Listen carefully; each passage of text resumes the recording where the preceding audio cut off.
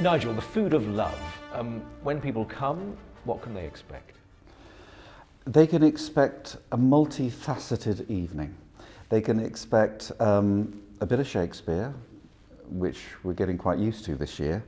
A lot of music, all connected with Shakespeare. That's really what this evening is about. It's about the music of Shakespeare and Shakespeare's use of music and Shakespeare's love of music. So not only do we have the fabulous Royal Philharmonic performing this music, but we have Gemma Arterton and Patrick Stewart telling us stories about the music of Shakespeare, and also about backstage Shakespeare, backstage anecdotes, things that have gone wrong while performing Shakespeare. So we've got the humour and the fun of Shakespeare as well, so what's not to like? Characterise the music a little bit for us. What style of music are we talking about? Well, we cover a lot of styles. We cover right from a Purcell score, Timon of Athens, right through to modern film scores. We do Stephen Warbeck's Shakespeare in Love, inevitably, you have to do that. We do a lot of scores that have been orchestrated up from scores that were originally written for the Royal Shakespeare Company. And then we've got some classics like William Walton, Vaughan Williams. We even do a little bit of Roger Quilter at one point, which is kind of rather marvellous.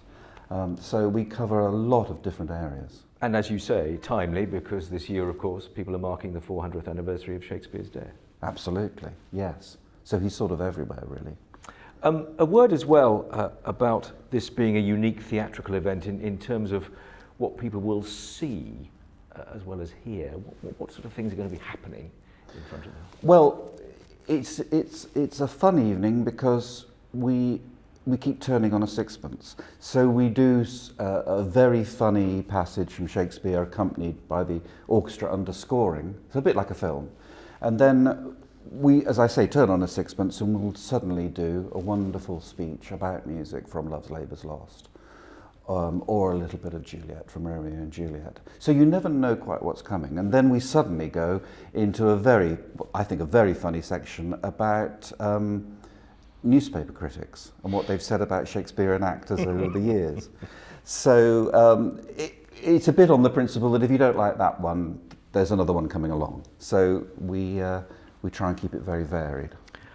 And inevitably my eyes were drawn to the concept of scandalous backstage events and anecdotes. Are there any of those that are shareable at this point? Or not? Oh, that would be a spoiler. Fair enough.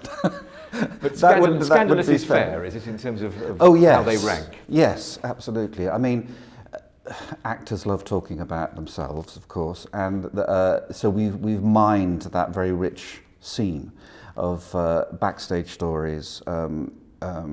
Some of them quite horrific, actually, about performing Shakespeare. So I'm not going to tell you any of them, but you'll have to come and hear them. But it makes for a very, very entertaining and surprising evening. And in that sense, I mean, obviously it has been performed before as an event. Yes, it has. And has been celebrated by the audience on that occasion. Yes, we first did it here in Cadogan Hall several years ago, and Patrick Stewart did it then. We were then asked by Prince Charles to do a performance of it at Buckingham Palace for his American Foundation, which we did, and that was terrific. And we then did it, I think, at the Henley Festival. So we've done it a few times before. This is a slightly new version, slightly updated version. Of course, while Patrick has done it before, Gemma hasn't done it before, so that's going to give a marvellous new freshness to it. I've just finished working with Gemma on Nell Gwyn in the West End,